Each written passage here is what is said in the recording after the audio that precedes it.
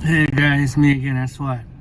And this video, I want to do a review for Resident Evil Raccoon City.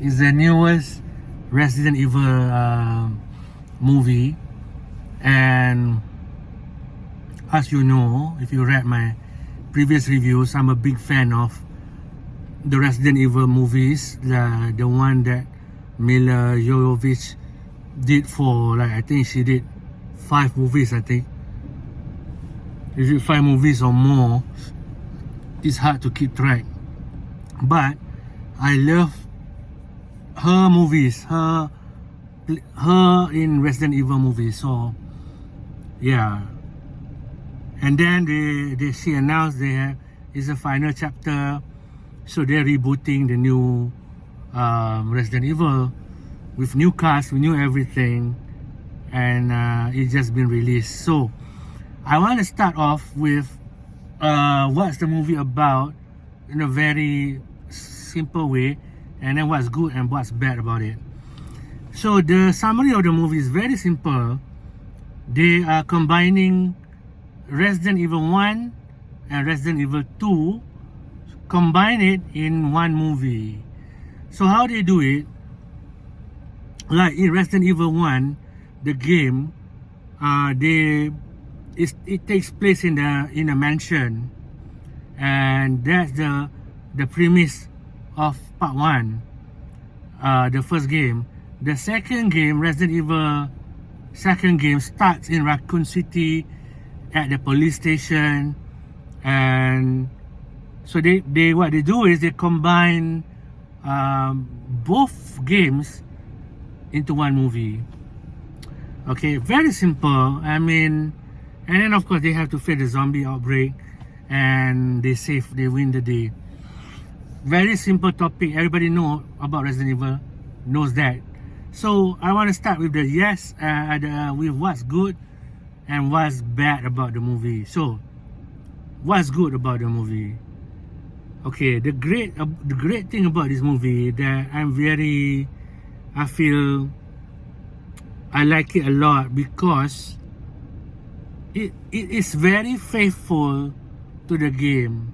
So the first game, the setting, the Spencer Mansion, all of that scenes are very accurate to the game. So I mean, the Mila Jovovich games, Mila Jovovich Resident Evil movies have never been able to recreate that. So this game managed to do the Spencer Mansion very accurately. And then another great thing, which was never been done in the movies, was the depiction of the police station was very real to the game. So that is two of the biggest thing that the previous Resident Evil movies could never do. So they done it here. Fantastic. Another great thing about the movie, as a horror movie, is the atmosphere. The atmosphere in this game is very creepy, and then if you watch it, I watch it. If you watch it on a small screen like a phone or something, you might not get the full horror vibe. I watched this, dude, from the beginning, right before the action, like the build up, you can feel something creepy is going on. So that's very, I mean, if you can do that in a horror film, fantastic, because that's very, even though it's basic, but not a lot of people can do that, not a lot of horror film can do that. This movie managed to get that right. It feels very creepy. So what's the bad part? So it did two things good. It do the depiction of the city and the Spencer Mansion accurately, and then it has a creepy vibe. Fantastic, good. Now what's the bad part? The bad part is the acting. The acting and the script and the story. So if you want to go deeper into it, like a very basic, I just want to share a very basic movie writing is that there's always a character arc or an arc in the story. What it means is an arc, must be a change from the beginning to the end in terms of character or story. So it cannot stay, the character cannot be the same in the movie. Okay, then it just be like nothing happened. So there must be some changes in a character.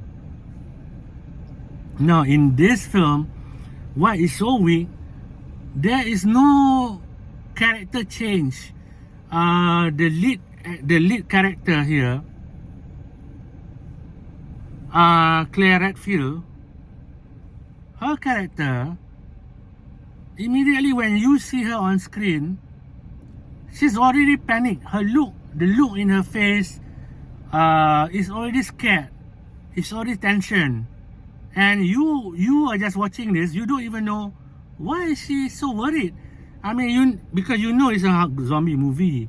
But before she saw any zombie, her character was already very stressed, very tense, very worried. On her face, it shows everything. And that face, that kind of the look that she has on the face from the beginning all the way up to the end is just the same face. And I was thinking, like, there's no arc, you know, there's no arc between a change of her character, and it's not believable because the character arc remains the same until the point B. So a very good example, just to compare it, if you watch Alien, the first Alien movie, even the second Alien movie, but the first one, when you first meet Ripley, she is a happy character. She's just working on the ship, and then, you know, they just got a mission, you know, and then suddenly when the aliens show up, you can see her change. Her character change from just a simple worker to very strong person. It also show that her face, they got a monster on board, so she's also panicking. You must have that kind of change, you know. That's when you get, you know, you can identify, you can believe that she also find all these things scary and whatnot. So the Resident Evil movie doesn't have that. The character of Claire Redfield, she shows up scared and anxious, and she ends up, even goes throughout the movie scared and anxious. So the character acting wasn't good, but it's also part of the writing. And the actors did not bring, there's nothing in the actors there in this movie that pops out. You know, they have Wesker, they have all of that character in the game, Jill Valentine, they have all of that, but that's not memorable. Like in the Mila Jovovich movie, her character is memorable. The Weskers is memorable. They can make the characters memorable, but not in this movie. There's nothing you will remember about the characters. So that's what bad about it. The storyline was bad. I think because also they tried to compress two movies into one with bad acting, bad script, bad storyline. It brings the movie down, unfortunately. And I want to like it, you know. I watch this movie again because the mood is there. They have the mood, they have the atmosphere, they have the aura. It's creepy, but they did not pull it off, unfortunately, in terms of story, in terms of writing, and in terms of acting. So that's very unfortunate for this movie. And that's it. That's my review for the Resident Evil movie. And the score I would give for this movie is a very average 6 out of 10. Thank you guys for watching. Peace.